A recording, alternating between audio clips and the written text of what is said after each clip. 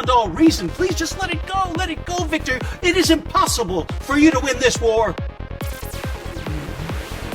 Watch me. You gave him everything he wanted, and betrayed your own daughter to do it.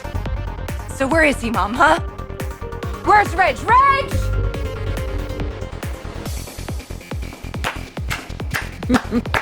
Moving speech, really. Almost Shakespearean, wasn't it?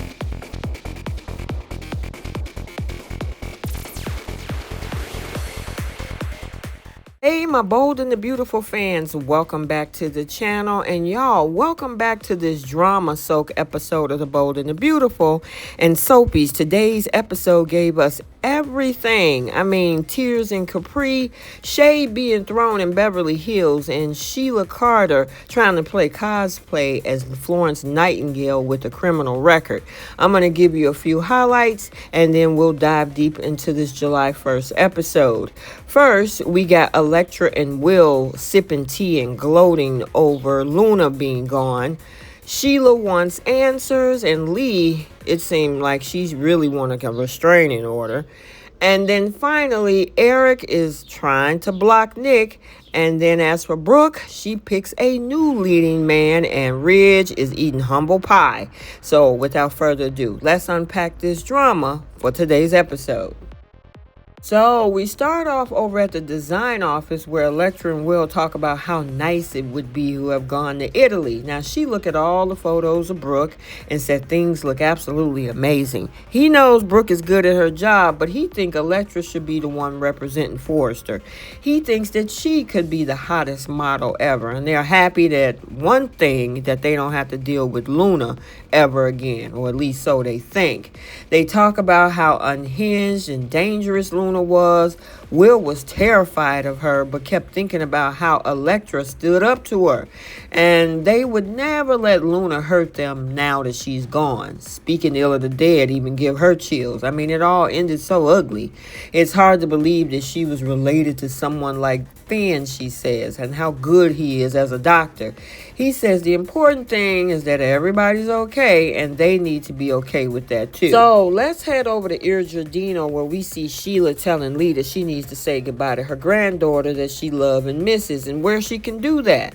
Lee is snapping and saying that she's interrogating her. Now, Sheila reminds her, look, I tried to help Luna. Lee says there's nothing you can do for her now. Now, Lee accuses her of being there for Luna so she could be closer to Finn. And Sheila was like, no, I only wanted the best for Luna. I told her to stay away from Finn. Fed up with all of this, Lee declares that she lost her appetite and she walked out. Deacon walks in and asks if she's learned anything. Sheila didn't. Lee wouldn't answer her questions, and she can't let it go. He suggests that Lee could be in a little bit too much pain to answer these questions. Yeah, right.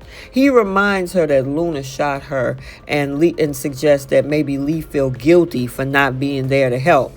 She will just want to pay her respects to her granddaughter. That doesn't explain all of the huffiness that Lee is doing. Deacon suggests that maybe she might resent her, but his wife is sure that something very, very suspicious and something just looks off.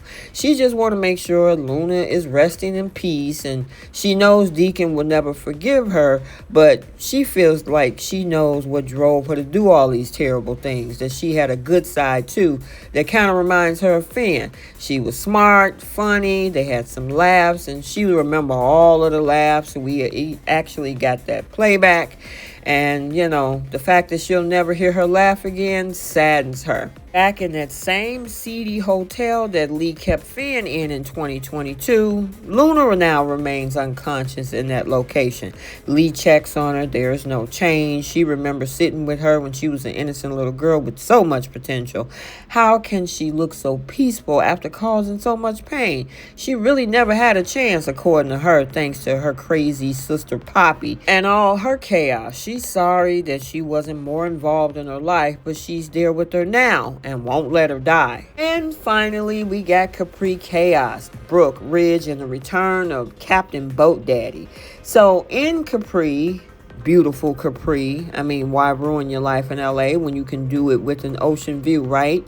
Brooke is standing there having a conversation telling Ridge that she just can't do this no more. Too many memories, too much drama. And Ridge, he's just there giving her the same old I'm confused look in his face that he's been doing for 30 years.